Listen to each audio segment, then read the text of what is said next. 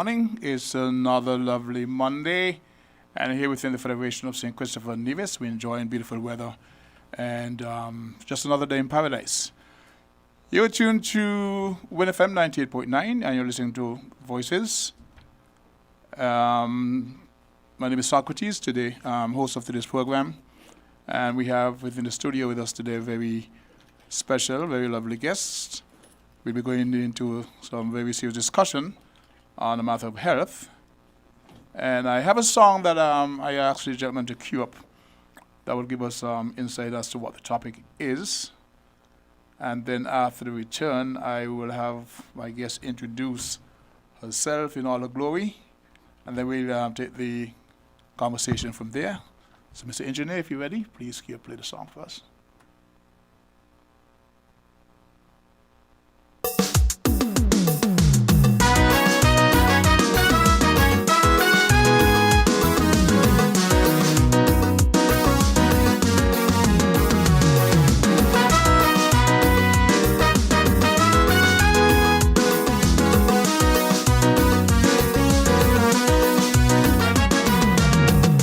What we know about this crippling form of dementia on which millions around the world is trying to cope. From early onset Alzheimer's to the advanced stages, there is no hope from this crisis. With your cognitive faculties gone, you won't recognize your own children. The burning shame is when you can't recall your own name. Have you lost your memories, all your precious memories, replaced by this dread disease we know as Alzheimer's? Routine activities once performed with so much ease now become complexities you cannot decipher. You cannot be left alone to even bathe on your own. It's a case of once a man, twice a baby. You must be in the charge of caregivers, all loving family members. It's sad to see, of this you'll have no memory.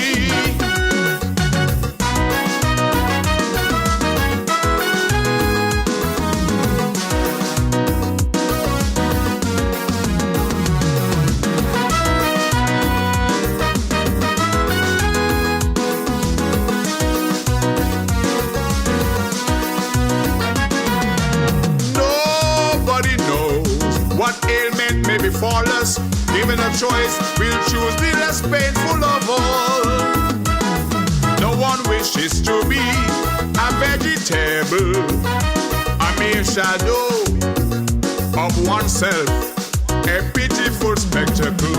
Who knew this is what we would come to, with no recollection of our very existence?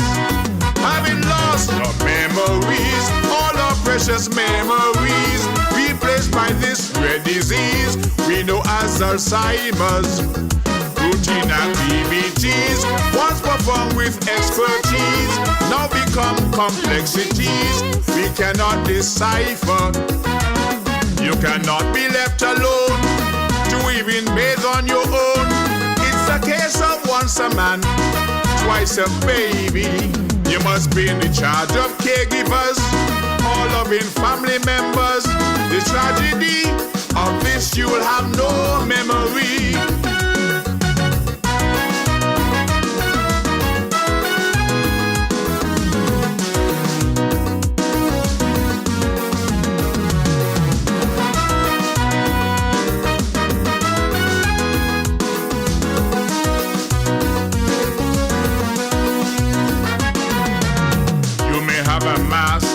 Millions for big corporations, perhaps a banker, educator, or architect. Somebody's wife, somebody's husband, with loving grandchildren. But with your memories gone, you've become a non-person, confused by your surroundings. Don't know if you're coming or going, seen as a danger to your very own self. Having lost your memories, all your precious memories, replaced by this dread disease we know as Alzheimer's. Routine routine activities, once performed with so much ease, now become complexities you cannot decipher. You cannot be left alone to even bathe on your own. It's a case of once a man, twice a baby. You must be in the charge of caregivers, all loving family members. It's sad to see, of this you'll have no memory.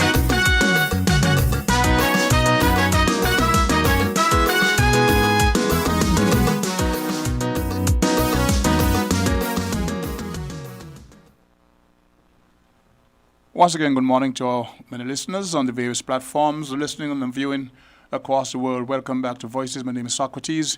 In case you just joined in, the track that you listened to was the song that tried to highlight one of the many societal issues that is vastly overlooked. That song was rendered by one of our Calypsonians about 4 years ago and never got any attention paid to it. And so just about 2 months ago, I had an occasion to raise the topic of Alzheimer's, that form of dementia, on this radio station. And one of the callers was a Dr. Rawlins. We have never spoken to each other before. Out of that conversation, we developed more conversation that led to the re-recording of that song. And now she is here within the studio as a guest. I want to welcome her to the studios of WINN FM. She's no stranger in that regard. But the topic needs revisiting from time to time. And so in that capacity, with all the expertise, we had a discussion where she volunteered to come and give her time and attention to the topic once again. So I'm going to have her speak to her credentials. I don't know a whole lot, but I know she's awesome. In the field of work that she's overtaken. So welcome once again to the studios of WINN FM. Dr. Rawlins, please, your listeners are waiting you. Good morning, listeners and viewers. It's a pleasure for me to be here this morning. I have been on the radio, this radio station and TV and other places. But this is the first time I've been on with someone, a Calypsonian, a singer, a well-known person. This is just amazing for me. I think my grandchildren would be they'd be saying, what's Grandma doing out there with a Calypsonian, a singer, someone so well-known in this area? So it's a pleasure to be here this morning. And, I'm here not just for the fun of it, so to speak, but when I became aware of the song that Socrates had promoted some time back, I was just kind of blown away because this song speaks so much to the matters that we deal with in our association. But before I do that, I'm supposed to introduce myself. So I am Dr. Joan Rawlins. The mic is yours. Yes, I'm from the former UWI senior lecturer. I worked in the Faculty of Medical Sciences in Trinidad for almost 20 years, and I worked at Mona before that. I'm not a medical doctor. I am a social scientist in health with 5 years of good health training prior to becoming a social scientist in health. Yes. So I bring with me a wealth of experience and training. And I have been working in the Alzheimer's business for more than 10 years, 10 years in Trinidad and 7 years here in St Kitts. So, in the Federation. So I've been in the Alzheimer's business for a long time. I will say that I was not always in the Alzheimer's business because I'm a social scientist in health and I covered a wider range of health issues. I mean, I was concerned with everything that concerns people in the society, but my main issues were women health issues and hypertension and diabetes. People don't know that here in St Kitts, and I don't speak to those issues anymore because those issues are more than ably covered by other people. Okay. But when we retired here 7 years ago, my husband and myself, Dr. Sam Rawlins is my husband, I said to myself, what can I do? I mean, I've been in the Alzheimer's business in Trinidad for that time. I was the vice president of the association there. And I asked around and found that nobody, outside of the real medical, outside the medical business, was dealing with Alzheimer's, and there was no Alzheimer's support group here.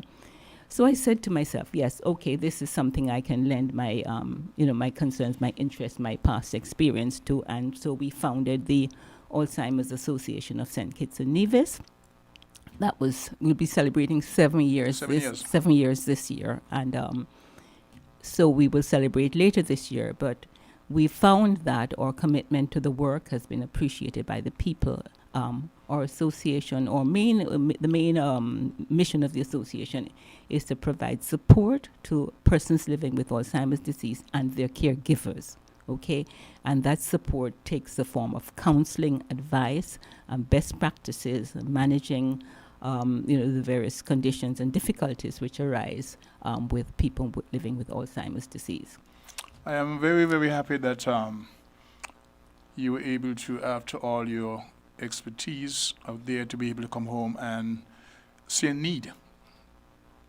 With all the other qualifications and other topics you could speak to, you saw the need to address what has been issue that's vastly overlooked for many, many years going back, because a lot of us didn't really identify or understand what the issue was as it relates to that form of dementia. Yeah. I can say as a child growing up, we would see evidence of this, not understanding it. Even though globally there's more of an awareness, it is still something that people, unless you're actually directly or indirectly affected, not aware of. Yeah.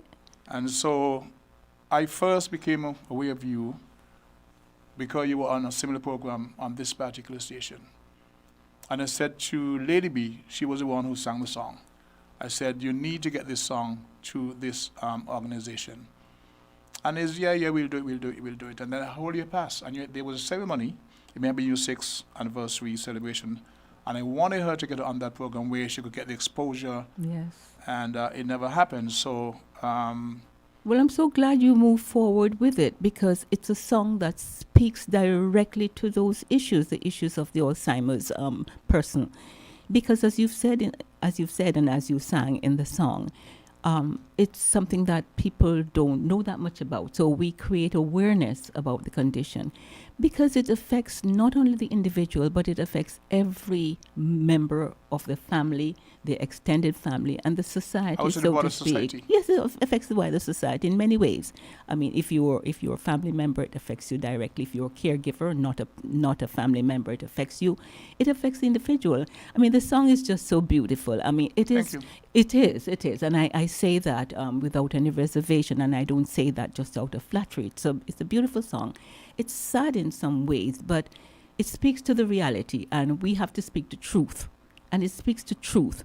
The song, in its expression, states, for example, that there's no respect of persons. The song says you could be a banker, an architect, head of corporation, all of those things. But with grandchildren, and we have seen, because in your work, you would know a lot more than I or many other person who don't pay that detailed attention, how the ravages. I had a story of a neighbor of mine who was saying to me that he went to the Grange. Yes. And he saw a lady, and she looked familiar.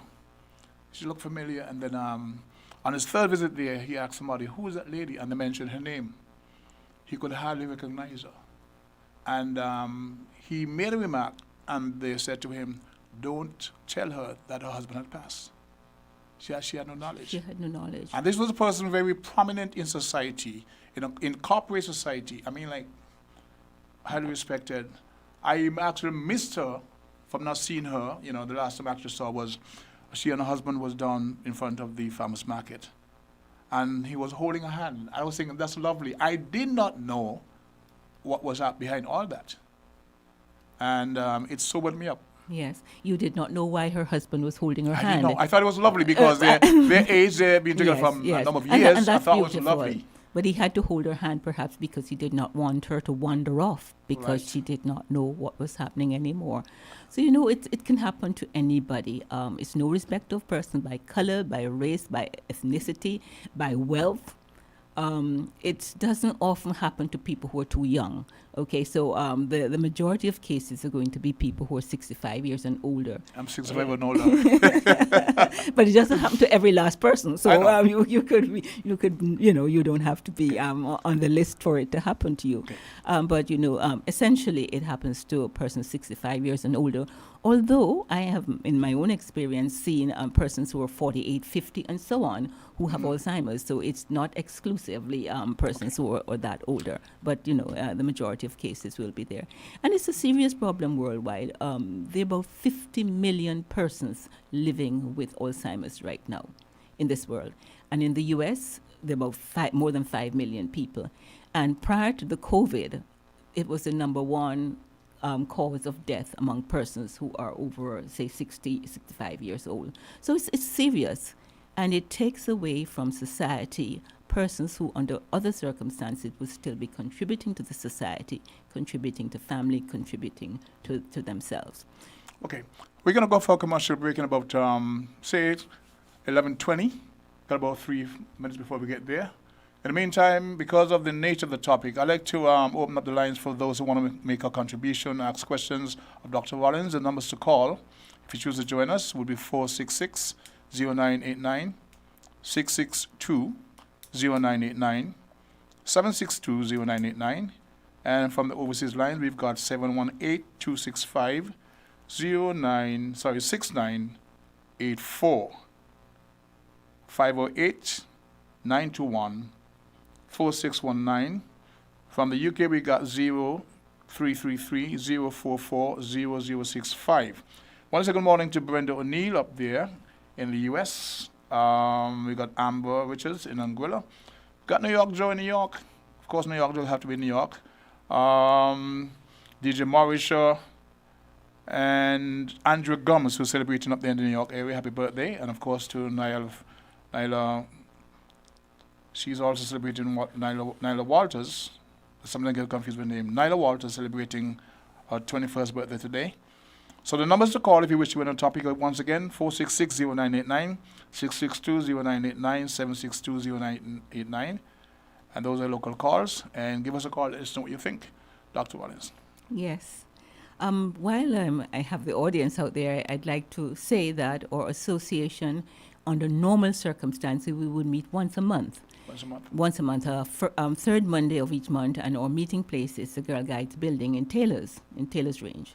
Right, so that's where we meet. Because of the COVID, we have not been meeting in person for a while, but we now meet on Zoom. So we still meet on Zoom, and we meet on the third Monday. So our next meeting will be next week. Monday coming will be our third Monday, and we will meet as usual. And when we meet, we discuss the issues that are current.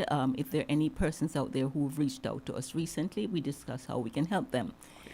A question that is... Yeah, okay. We're going to go for the commercial break right now, and we get back to more information as to this topic. So. Found the Sound 98.9 WINN FM.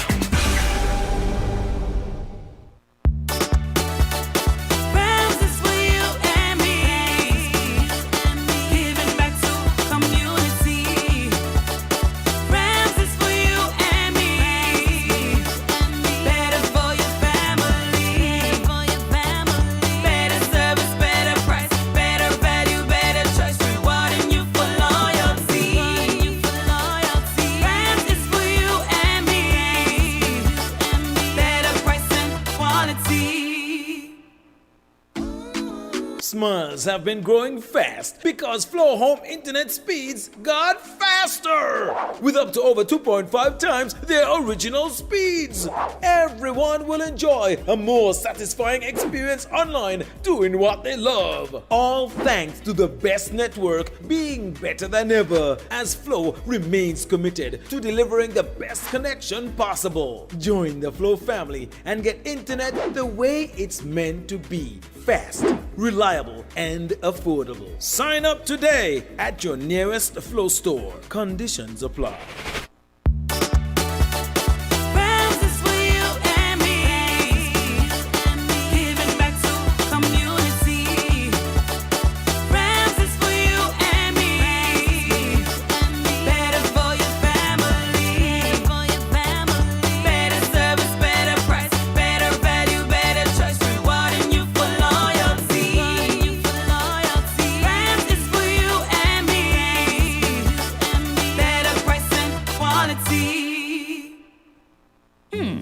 Gift for Dad's birthday? Click. Ooh, Janice's retirement party? Click. Ah, outfit for my girl's wedding? Click. With TDC Airbox, you click, we ship. Register for your free U.S. mailbox today and shop all your favorite stores online. Enjoy the convenience, free consolidation up to £10, competitive rates, free package tracking account with live notifications, free delivery, and of course, excellent customer service. Visit our website at tdcairbox.com and register today. For more information, visit our offices at the C.A. Paul Industrial Site in St. Kitts and Penny's Industrial Site in Nevis. Follow us on social media at TDC Airbox. TDC Airbox. You click, we ship. Terms and conditions apply. Smiles have been growing fast because Flow Home internet speeds got faster with up to over 2.5 times their original speeds. Everyone will enjoy a more satisfying experience online doing what they love. All thanks to the best network being better than ever as Flow remains committed to delivering the best connection possible. Join the Flow family and get internet the way it's meant to be. Fast, reliable, and affordable. Sign up today at your nearest Flow store. Conditions apply.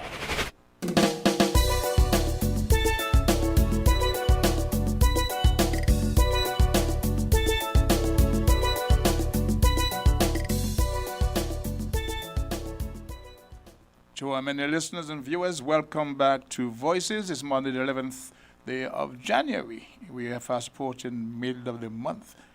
And we have in the studios with us today Dr. Joan Rawlins, medical sociologist, and she has agreed to let us tap into expertise as we discuss the topic of Alzheimer's. Dr. Rawlins, we're so happy to have you here. And it's people like you who actually make us understand a little more about things we see every day and we're not really sure what's happening with them. We're talking about Alzheimer's, dementia, the early signs, etc. What are some of the early signs that we need to look at? I'm 25 years old, I'm at home, and my mother or my uncle, in conversations there, I had this on the tip of my tongue and I forgot it and I can't remember these things, and they're calling you Abraham when your name is, you know. Yes, yes. So, when we see these things, what do we look for? What are some of the steps we should take? Yes. We're really talking about some of the common signs which might suggest that dementia, Alzheimer's dementia is what is happening here. Memory loss is the very first thing that you hear the relatives complain about, and you might even hear the person with the condition complain about it as well. But I should first state that not every case of memory loss is going to be, not every case of memory loss is going to be a case of Alzheimer's dementia. Okay, all of us will forget things. I'm sure all of us. Me too. Exactly, all of us. I mean, you know, we forget our keys, we forget our mask. I mean, this business of this mask wearing that we now have to wear. Every time I leave the house, I have to remember I need my mask, I need my sunshade, I need my this and that. And I walk to the car and perhaps I don't have one of these many things that I'm supposed to have. Yes. So, you know, it's quite common. Memory, forgetting things is not uncommon. It's when the memory loss disrupts daily living. So it has to begin to disrupt daily living. So if you've just forgotten where you've left your key and you can retrace your steps and find the keys, that is certainly not dementia. Someone with dementia is not going to be able to retrace their steps and find those keys, okay? So it has to be that kind of memory loss where you don't know where you've put what, you can't remember when it was you last saw it, and you're beginning to accuse somebody that they have troubled it and they've moved it and they've hidden it. And when they find it for you, then you accuse them of having hidden it in the first place.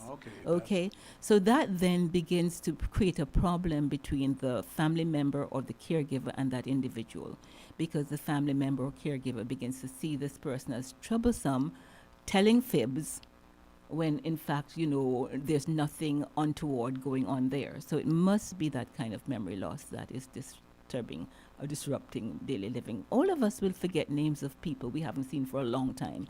I mean, you might forget the names of your school classmate that you haven't seen for 30 years, but, you know, as soon as they tell you what their name is, you say, oh, yes, that's a name. Okay. You know, so that is not dementia, that's not Alzheimer's, so it has to be a different. So these are the differences? Yeah, these are the differences. Because Yeah. I've known people, even myself, would have parked our vehicles in one location, and completely forgot where did I park my car. That's right. You're looking for it somewhere else. We're all busy. We all have a lot of things in our minds. I mean, we've all lived more than a certain amount of years, and there are many memories we already have. So that's not dementia. That's not uncommon what we're talking about. It has to disrupt your daily living. So that'd be the first thing that people are complaining about. Either the relatives are complaining or the individuals saying, "Oh, I don't know what's happening," something like that.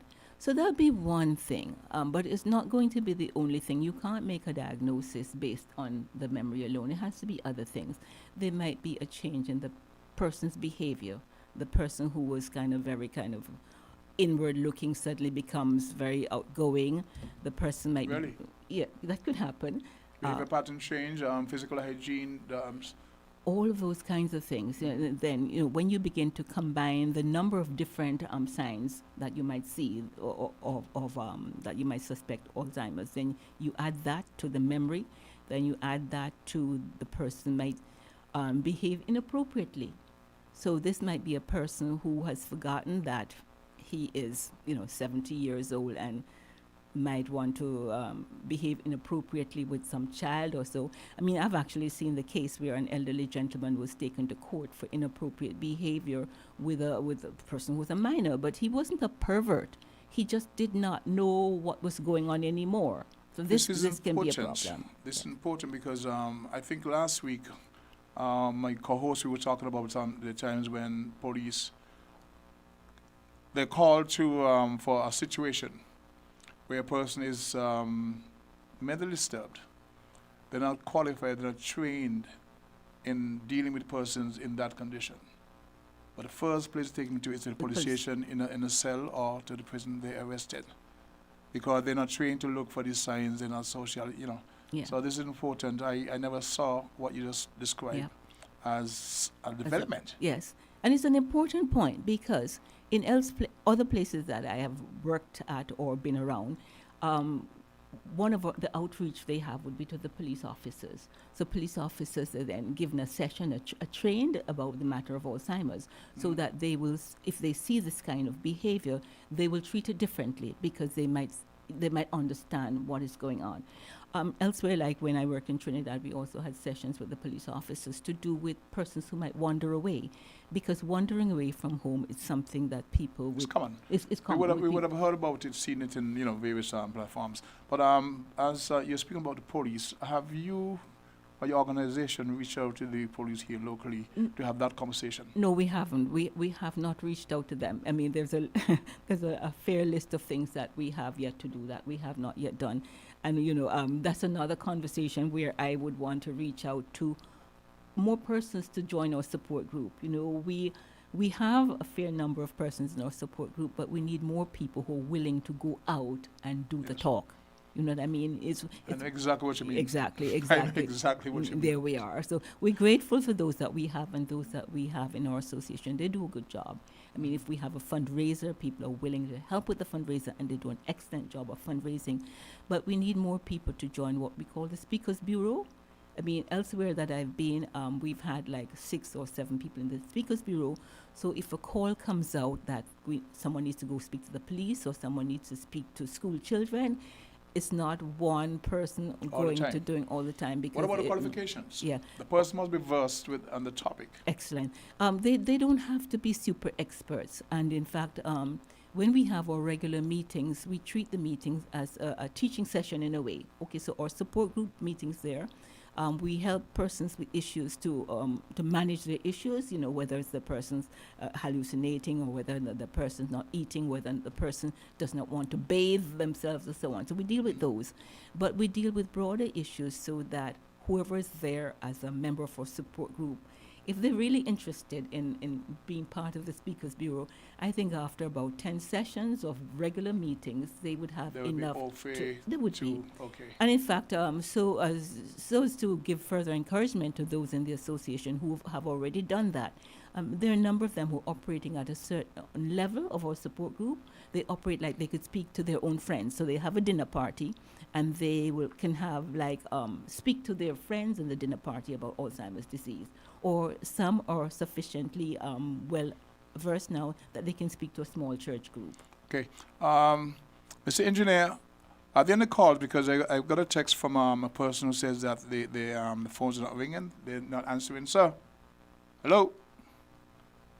Are the lines active? Because I got a call from a text saying that the lines aren't. So they apparently calls, but they're not probably registering. Okay, Mr. Ranger, you asked to call again. We would love to hear your contribution. So try again, please.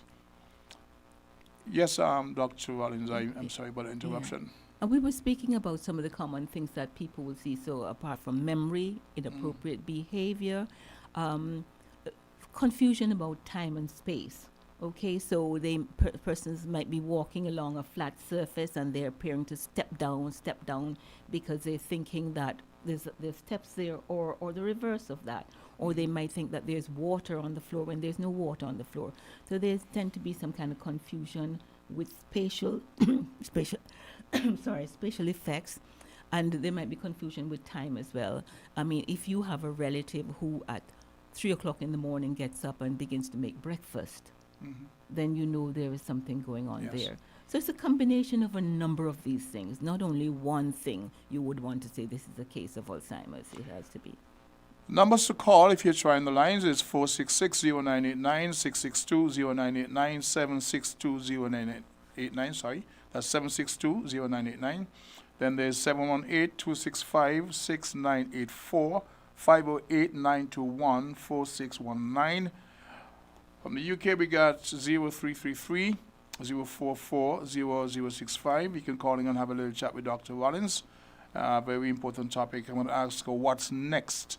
We've discussed the prospect of reaching out to the police and having that dialogue, which helps them to understand and identify certain cases when they show up at a call from a family member. So that's something that's her organization is looking at, having that dialogue with the police. And what is your next most immediate issue you want to address in terms of the organization? One of the more important things we really wanted to do was to develop a national dementia plan. Okay, and that is something that other... Is it wanted to do or hoping to do? We we want to do it. We hope to do it. And in fact, the COVID coming on the scene has derailed, like so many other things. The COVID has also derailed. I should say that Alzheimer's Association of St Kitts and Nevis is not the only Alzheimer's association in the Caribbean. So we actually have Alzheimer's associations of the Caribbean. There are about 14 countries which also have Alzheimer's association. Okay. And we work together in a way so that we can share best practices and share ideas. I'm a member of the steering committee of the Alzheimer's Associations of the Caribbean. And we're also a member of Alzheimer's Disease International, which is the international parent body of all Alzheimer's associations worldwide. And there are about 104 countries which are members of Alzheimer's Disease International. St. Kitts became the 100th member of Alzheimer's Association when we became a member. 7 years ago? No, you don't become a member of the international immediately. No, you don't. You have to prove yourself in a way, which we proved ourselves about 2 years ago. So we became... So you were actually 5 years active before? Before we became of international, because the international, has all kinds of things you must comply with. Okay, so we're members of that. But I was speaking to somebody about the song, this Alzheimer's song, which is just... It's called Precious Memories. It's called Precious Memories, okay, the Precious Memories. And so you find those memories, they're so precious in so many ways. So when you lose them, you lose a great deal. It's just so sad when you lose it, and it's sad more for the relatives than for the person with dementia, who by then has forgotten so many things. Because to have your mother not know you anymore, or to have your spouse not recognize you anymore, that is very sad. So as I was saying, when what we want to do as soon as this COVID has settled itself, to work on a national dementia plan, which the other Caribbean countries are working on too, because we can't just work on our own. That's right. We need to have the Ministry of Health on board as well, and other stakeholders on board as well, so that we can develop a proper plan to ensure that persons with Alzheimer's disease, that their human rights are met in every way, that they're never treated as non-persons, that they have all the rights, that we have the dignity, the love, the respect, to proper That's care and so on. fundamentally important because the disease, can I call it disease? Yes, you call it. It is a disease. It's a real disease. It impacts so many levels of society. And when a family have to face those challenges, some of them are financial. So I believe that the organization that you're referring to will be able to render some assistance in terms of getting the facilities in place, maybe government sponsored or whatever, because people will not be able to, say, go to work and manage taking care of a loved one, providing, first you must have the knowledge of what is required, how to deal with it, the expertise, etc. And this is where your organization, other such like, comes in very, very important and handy. And I say the government and whatever agency need to be a part of this. You've touched on something so important, and I mean, we talk about this, and even persons who understand a little bit of it, or some of it, they don't understand what you've just said. Alzheimer's disease can be very costly. Ravages. Well, the ravages, yes, but Yeah. even financially can be very costly. It's costly in terms of the care. Somebody has to take care of a person with Alzheimer's disease. After the earliest stage, they cannot manage themselves anymore. Somebody has to pay, and that person might have to give up their paid employment to take care of their relative with Alzheimer's disease. And who is it who compensates them? Who helps them? I mean, there's supplies to be bought, there are medication to be bought, there is housing to be taken care of. If they go into paid care, somebody has to pay for that. So within Alzheimer's Disease International, they say that internationally, the disease costs trillions of dollars every year. I can imagine. And if it was a country, it would be the 17th most expensive country to operate. And they're considering that there are many, many countries in the world, and it would be the 17th most expensive. So, the cost adds up, and we need to look at that. But I wanted to go back to the business of caregivers, you know. Let's take that up after a commercial break. But Mr. Engineer, once again, we're getting text that they're calling. They're trying to call you, but yes? Okay. So we take up the part for a word from our sponsors, and we will be right back with Dr. Joan Rawlins. Thank you very much. WINN is 98.9. 98.9 is WINN FM. Are you wondering what to do this holiday season? Will it be the same? Will you be able to give your family all that they need? Well, with TDC Financial Services, all your holiday woes will disappear.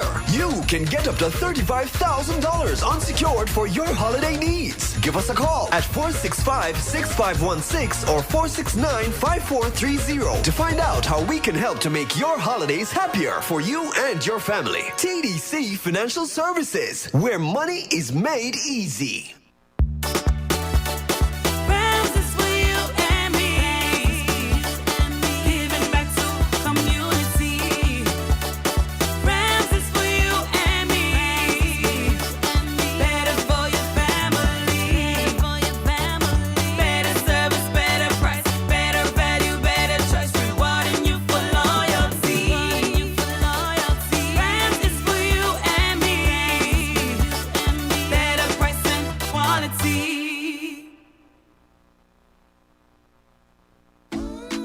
Smiles have been growing fast because Flow Home internet speeds got faster with up to over 2.5 times their original speeds.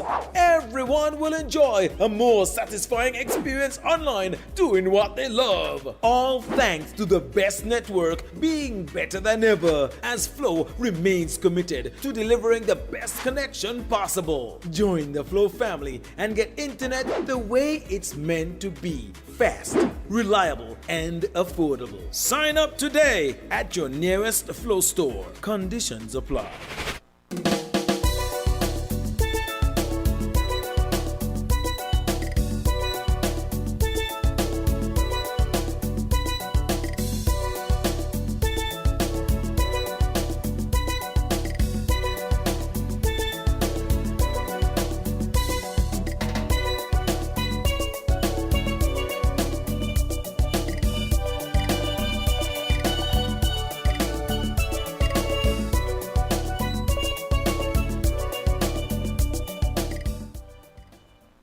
Once again, to our many callers and listeners, welcome back to Voices. My name is Socrates, host of today's program, and we have in the studio with us Dr. Joan Rawlins, a medical sociologist. And today we are trying to address as best we can the issue of Alzheimer's, dementia, etc. She's trying to explain to us the many challenges that families face, the things we look for in early onset Alzheimer's, etc., etc. And we've had some issues with callers getting in on the line. I'm told to advise, in the meantime, for them to try 6620989, while the technicians try to address what may be a problem. So in the meantime, if you can try 6620989, you can get in and make a contribution to today's topic. Dr. Rawlins, you were saying at the moment of the break? Yes. I was saying that although we've been trying very hard, and I tell you our group works quite hard, there's still need for greater education. So we're still working on the business of education, and maybe we're not the only ones who need to be doing this, because we still meet family members who... Okay, caller, you're live on Voices. Welcome to the program. That was a kind of promise. Feel free to try again. We would love to get your contribution. There's been some challenges with the line, so just please free to try again, okay? Yeah. As I was saying, we still meet family members who have difficulty believing that this is a real disease. This is a real disease. Alzheimer's disease is a real disease of the brain. How do you deal with that? Family members having issues recognizing that this is a real disease? Yes, they have problem. They say, this is just a miserable old woman. She's my mother-in-law and she never did like me from before. Mm-hmm. Okay, so they operate at that level. They're having to treat with this person who has Alzheimer's disease, but they do not want to believe that the person has a disease. So then what happens to that person in that environment? Clearly there'll be some hostility there, and Abuse. They do not abuse. Exactly. And they can't report. Yeah, because your cognitive faculties are compromised, you cannot report. That's right. And if they report to the other relatives, the other relatives who might be of like mind to the first one who doesn't believe in the first case, then we have an elderly person who's not being treated well. And they don't want to deal with it. Yes. Alzheimer's patients have a real condition. It is as real as a heart attack or a broken leg. It's not a pretend condition. The brain is changing. The messages that normally go within the brain from one part to another is not going the same way. There are plaques and tangles formed there. The brain is atrophying. It is very real. It's not pretend. And persons with dementia Alzheimer's dementia need to be treated properly, just as if they had a heart attack. They need sympathy and love. That's what they need. And we will find that people respond, although persons are forgetting and their memory is not the same and the behavior is not the same, when treated with love, they respond much better than if you try to abuse them. Like a patch of blue in a dark cloud. Yes. Okay.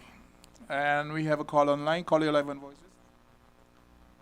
Hello, caller, you're live on Voices. Thanks for your contribution.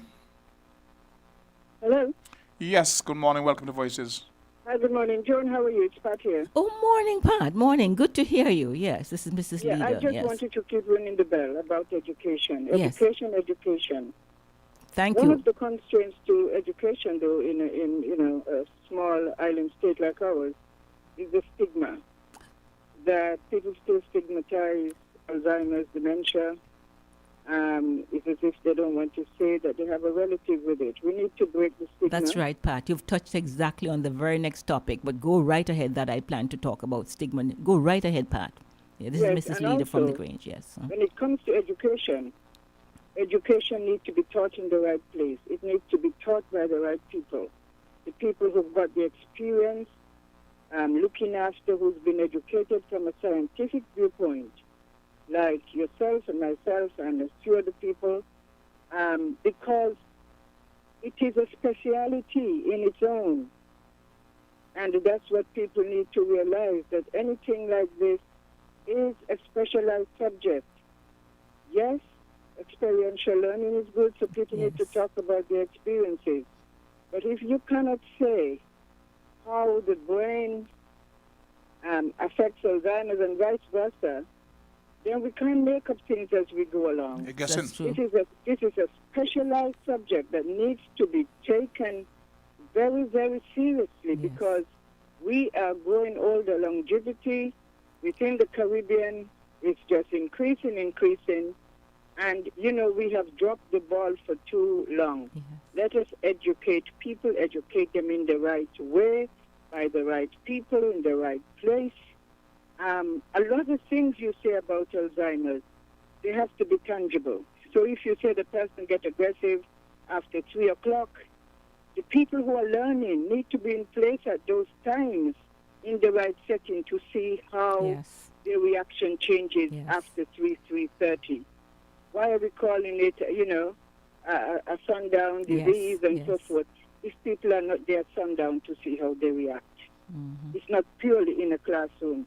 It has to be in a good, practical setting. Yes. But And I've offered my help to you before. I am putting up my hand again because it's really, really becoming an epidemic among us. And we in a lot of ways, I think we're trivializing it. It's not going to go away. That's right. Despite COVID, it will not go away. It will still be there. Our life expectancy is greater now than it used to be before, which means that we have more people who are going to be vulnerable. So you're right, Pat. It's not going to go away, and we have to deal with it. But this is where the dementia plan would come into place, because structures and policies need to be put in place to ensure that we're not working alone. We can't do this work alone by ourselves. We No, all no. volunteers. In the Alzheimer's Association, everybody is a volunteer. Nobody gets a cent. In fact, all of us, we actually put money. All of us who are members, we put money into the association. This is bigger than this is bigger than the association. I'm so sorry that I can't help anymore, but as you know, I'm drinking from my saucer. Sure. My cup is running over. We're grateful for um, that, because feel it free means to that shout. it means that people who have dementia, who end up in your facility, at least they're getting the care from persons who know exactly what they're doing. We can't say the same from some of the other places where persons with dementia will spend their final days. So we're grateful for that, and we look forward to assistance from you in any way we can have that assistance. But we also because tomorrow is our turn. We don't know. Yes. Yes. So if we don't make sure that people are trained, maybe when our turn comes, God forbid, but we just need to have trained people in place to understand what's going on, that they're not pretending, they're not trying a thing. It's just so a real thing among us. Yes. In the same way that we have accepted diabetes as one of the comorbidities, the same way Alzheimer's dementia should be treated. That's right.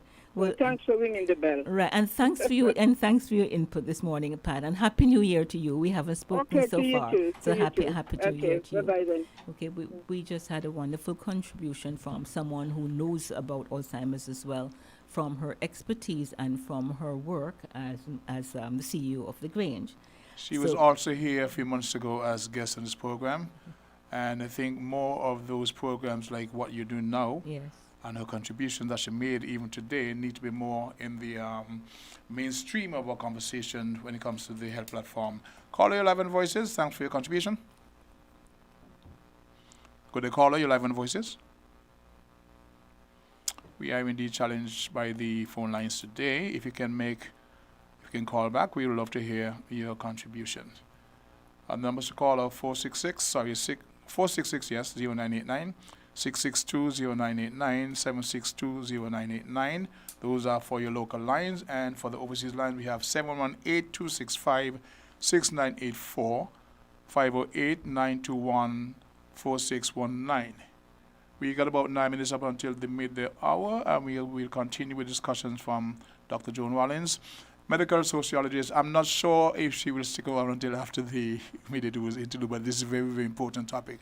And I learned so much from you this morning, Doctor, about what to look for, some of the expectations. Too many of us take it for granted. Yes.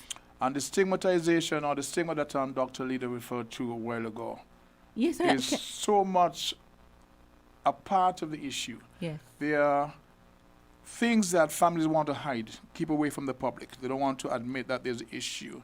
And there should be no shame. That's right. There should be no shame there. I mean, persons with dementia did not ask for this to happen to them. They didn't really make it happen to them, so to speak.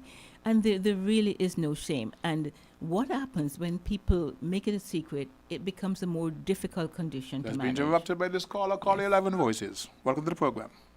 Good morning, King. Good morning, Doctor. Thanks for your perseverance, sir. Thank you very much for this program this morning, and it's very timely and very well needed. Thank you. The first time I heard about the Alzheimer's was with Ronald Reagan. He was president then, and he had the Iran-Contra affairs where he said he could not recall. when they examined him, they realized that he really couldn't remember. And everyone was thinking that he was willful. However, now that this lady, the doctor here, is with you, I'm looking at it in a different light because I have seen it firsthand.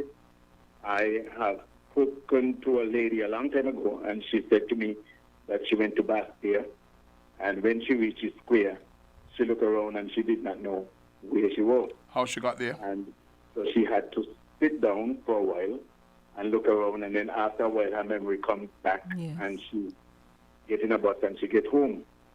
However, that person now getting deeper into that situation. So when you call it dementia, Alzheimer's, I have to look at it differently. As for me, who have seen people go through this, it's a very sad state. And if you think it's bad for the person who is missing the memory, think about those who look after them. When I see these things, I say to myself, if this thing were to happen to me, and I could remember good enough, I will pack my case and go down to Miss Walters and check in at the Grange. Because there are people who need to be trained as to how to look after these people. You cannot do it yourself. You don't know. And because you are in the habit of expectation, of expecting them to do things that they normally do and carry on the way they normally carry on, and they can't because they don't know any better. They don't know any different. And so family members will shout at them. They might even do things to them that you don't even want to speak about. Yes. But these are people that they really, truly love, but they don't understand because things are changed, and you will think that they're willful when they are not. And so when I see these things happening to people, I could feel the aching and the pain inside because they don't recognize their own children. They say, who are you? I don't know you. I never see you before. And so having seen this real hand, I know what it can do. And so you way to go with the education, but you see people don't want to be educated in things that they are not directly involved in until it reach on their doorstep. So to me, if someone really wants to know, if it reach on your doorstep, if you want to keep that person home, is to get an education, be educated about it, get someone who knows that will show you and teach you about it, because it's very hard for you to leave work in a busy day and go home and look after that person needed. So you feel that when that person is sleeping in the day is when, and they're up in the night is when you're supposed to be sleeping. Ranger. So that is why I say if you give this to people who know and who have this staff and the ability to do it, like at people at the Grange, they know. And so therefore, people might think that it's way down low to check your loved one into the Grange, but trust me, they probably would be the best people to handle them because you just can't. Ranger. I'm with you. Yes. The education that you refer to should be on a national level. It has to be an all societal approach. And you mentioned a while ago, if you become aware that you may have these challenges, you will pack your bags and go down to Mr. Waters' leader. The thing is, there's a financial, you have to have that financial umbrella in place. Or parachute in place, because there's a cost to it. My mental will be still functioning. Well, that's the ideal situation, recognizing you have challenges and preparing for it. So that parachute, that financial parachute that would be needed, if you don't have the way for to put it in place, you got a problem. Yes, you definitely will have a problem. But even if you do sometimes have the financial, you have a problem there without this. But in my mind, it's to relieve those who don't know from those who don't know the pressure of carrying something that they don't know and don't understand. Yeah. And it will take time for them to learn. It's very hard for somebody to go out in the workplace for 8 hours, Yes. function, and return home a place of refuge, to get in a relaxed position, settle down, go to sleep, and wake up in the next morning and ready to go back to the workplace. When this person with you up all night asking you all these questions, and you're going to get angry. You're a human being, you're natural. So therefore, to me, if you don't have them under 24-hour surveillance, whereas someone is looking after them, you have to give them to someone who knows. Caller, to we really want to thank you for your contribution. It is just so amazing because you have encapsulated many of the issues which are very real to persons who are caregivers to family members. It is very real. First, the misunderstanding because of lack of education about the condition, thinking the person's willful. And then, even if they do understand, the burden of care still becomes theirs when they might be out at work all day like you have described. And with the best intention of some of these persons, the burden becomes just too much to bear for them as individuals without any support, especially if they're the only ones, and the other relatives are not chipping in to help them. It can be extremely difficult. You've really got it well in your understanding, maybe because you've been up close and have seen some of it, but those are some of the things that people out there having to deal with, and sometimes they don't get enough help from their other family members. But like you said, and like Mrs. Leader said, we need to have trained persons to deal with these individuals, with persons living with dementia. But there's another way too. Like I said before, if you don't know, because for me, I know enough to know that I don't know enough. I definitely don't know any. I don't know anything. I have enough of anything. Maybe I can't even remember what I had for breakfast this morning, but I know this. Yes. That there are people who are genuinely love and care for their family, but they don't have the ability to care for them. Because those people cannot do anything for themselves because their memory is shattered. And so therefore, if you want to care for them in your own home, is to get with professional people like you or someone who is in the Grange, get what you call a crash course and a follow-up. And so you can look after your person in your home, because I can tell you, to me, I believe it's more costly to have them home than to have them in the Grange. It's not that you want to be separated from them. Hey, Ranger. It is what it is. Ranger, we got about a minute before the midday. We got about a minute before the midday newscast. I know you've been trying all morning, but I'm going to allow Dr. Rawlins to take that last few seconds to give us a wrap-up, just in case she's not with us. We're on the other side. So thanks for your call. Thanks for your understanding. Let Dr. Rawlins take it away, okay? Have a good day, man. Thank you, Dr. Much appreciated. Thanks, caller. It's just Alzheimer's disease is a very complex issue, okay? And if you meet 10 persons with Alzheimer's disease, they're not all going to be the same. The manifestation of the condition with them is going to be different. That's how complex the condition is. And, my heart goes out to relatives who are having to take care of patients with Alzheimer's disease on their own, in their own home. And, ideally, the home is a place that we all love to be and should be. Home sweet home.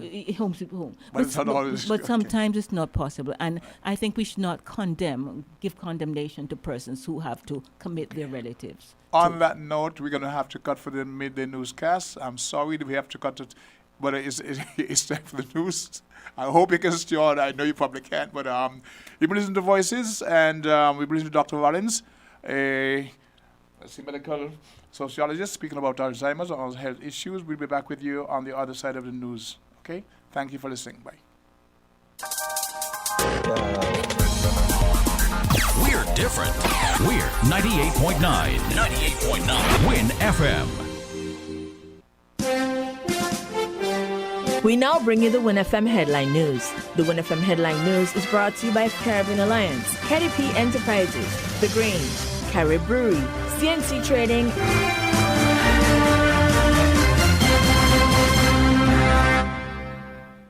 We are faced with tough decisions every day, but choosing the right home or motor insurance shouldn't be one.